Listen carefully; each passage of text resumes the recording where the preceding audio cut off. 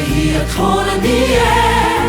kala barore chatsia kamuya aku kami shoi kadue Hosin mai kani e kovela ya Masegala ban min shoi chi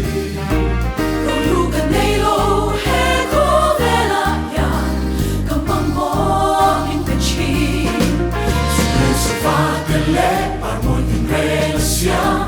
Amoy na ilelunga kame Kalabaro-re chatsia kamuya Aku kami shoi kadue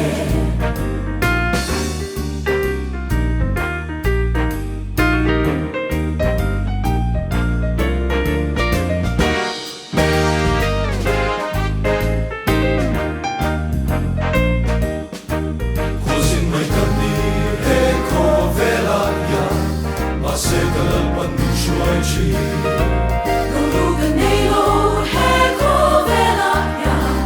Kamambo ni pechi Sufakele armoy in relasya Amoy na ilelunga kame Kalabaro-re chatsia kamuya Aku kami shoi kadue Kalabaro-re chatsia kamuya